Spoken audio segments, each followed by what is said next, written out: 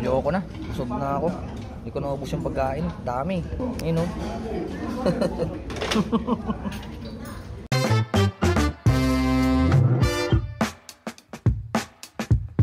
Second day na nga pala namin ang pagtatrabaho dun sa pinagawa namin kahapon, yung maglalagay kami ng tubo. Ngayong araw naman ay maglalagay na kami ng screen. Ako si Norben, isang OFW dito sa bansang South Korea. Kaya panibagong umaga, panibagong buhay. Kamusta kayo? Tara, samahan nyo ako. Painitin muna natin, insikmura natin habang nasa biyahe dahil mapapalaban na naman tayo ngayong araw. Tatanaw ko na nga pala dito yung pinagtatrabahoan namin. Dito kami nagtatrabaho sa bukid na to. Kaya kung nakikita nyo yung mga bato na yan, kunin nyo na, sa inyo na lang.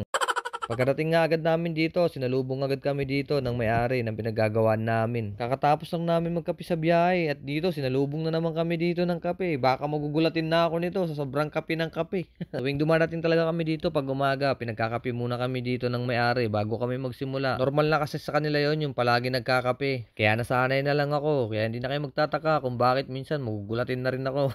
Kaya sa isang araw, hindi lang isang beses kami nakakapagkape. Siguro mga 3 beses o 2 o 4. Nagdala na ako ng maraming GI dito na pangtali para sa bakod. Para hindi na ako magpabalik-balik dito, magtaas baba. Sa sobrang taas pa naman nakakyatin namin, bababa ka pa ulit kung kukuha ka ulit ng bago. Kaya dinamihan ko na. Doon kasi kami muna magsisimula sa unang pinagawaan namin bago kami pumunta doon sa pinakababa. Maganda sana gamitin dito yung pantali ng GI, yung gancho. Kaso wala, plies lang talaga yung ginagamit nila dito pangtali. Kaya nahihirapan din ako masyado magtali ng GI. Kaya kung hindi ka talaga sanay gumamit ng plies, sigurado sasakit talaga dito yung kamay mo. Lalo na yung pag-iikot. Sadyang may naglalatag dito ng pambakod at ako naman dito nagtatali. Bawal kasi makalusot dito yung mga kambing kaya iniipit ko rin talaga sa baba. Kapag nilalatag niya to, puro kantuan lang yung tinatali niya, yung sa mga tubo at ako naman yung sa taas tsaka sa baba. Halos nakakalati na rin kami sa pagtatali namin ng GI dun sa mga bakod. Kaya nag-break time na muna kami dito. Masyadong masakit na yung sikmura namin, nagugutom na kami. Hindi na ako magtataka kung saan kami kakain ngayong tanghalian. Sigurado dun sa madalas namin kinakainan. Marami din kasing kumakain dito pag tuwing tanghali. Kaya iba't ibang lahi makikita mo dito mga kumakain. Kaya pag kumakain ako dito, kung sino-sino tumitingin sa akin, kala mo talaga artista eh.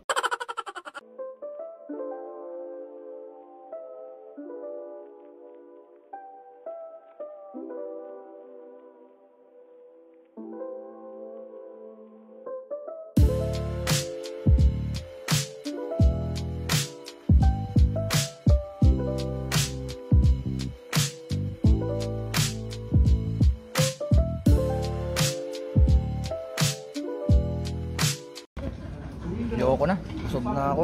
Hindi ko naubos yung pagkain. Dami. Ayun oh.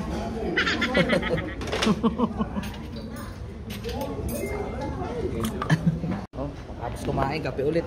Oh. Kape ulit. Ay, thank you. Kaya pagkatapos namin kumain, bumalik na rin agad kami dito at bakbakan na naman agad. Ito yung dala namin kaninang umaga, yung screen, yung kinuha namin dun kanatunsing sa kambingan nila. Ito yung gagawin namin pintuan para dun sa mga kambing. Kaya pinutol na ni Sadyang Nim dito, hinati sa dalawang pinto kasi yung gagawin namin dito. Kaya agarang ko na agad dinakot dito pagkatapos niya iputol. Tinuturo niyo sa akin, doon na kami muna magsisimula sa taas bago ulit sa baba. Kaya tinabi ko muna dito sa gilid para magputol ako ng tubo. Nakaputol na ako ng 2 tubo na saktong sa sukat. Inakyat ko na to sa taas. Nauna na nga pala sila dito, nagpahuli lang ako kasi nagputol pa nga ako ng tubo, di ba? At dito nga nakabit na namin dito yung pintuan para sa mga kambing. Doon naman kami sa baba, titirahin namin. Inuna lang talaga namin dito sa taas. Nakakapagod kaya yun, yung taas baba. Lalo na kung may kukunin ka talaga sa baba. Hindi mo rin nakalain kung gaano to kataas. Sobrang taas kaya itong inakyat ko tapos bababa ka ulit. Pero okay lang, pag pababa, wag lang talaga pataas. Kung titignan mo, parang mababa lang. Pero sobrang taas niyan. Kasama nga pala namin dito yung may-ari. 65 years old na, nakakakyat pa rin dito. Parang walang-wala lang sa kanya pag-akyat dito sa bundok basic na basic. Sobrang lakas talaga ng matanda na yun. Nasa unahan lang siya ni Sadyang Nim kaya hindi nyo lang nakikita. Nagpauli kasi ako kasi kinuha ko pa yung mga gamit. Akala ko uuwi na talaga kami pagkatapos namin bumaba. Yung pala, kakain pala muna kami sa labas. Ito nga pala yung ginamit namin sa sakyan, yung sa may-ari. Kaya si Sadyang Nim nagdadrive dito papunta doon sa kakainan ulit namin. Patay na naman tayo nito, busog na naman tayo mga par. Umalis kasi siya dito ng alas 11 kaya hindi niya kami napakain nung tanghalian. Kami lang ni Sadyang Nim. Kaya ngayon, ililibre niya muna kami dito sa kinakainan namin bago umuwi.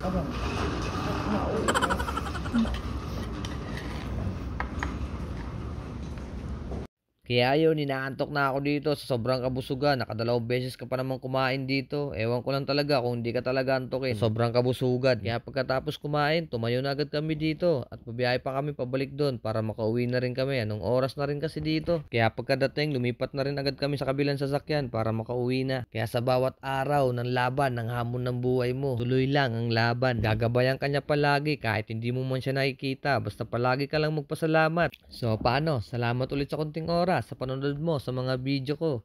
See you sa next vlog. Hanggang sa muli. Paalam!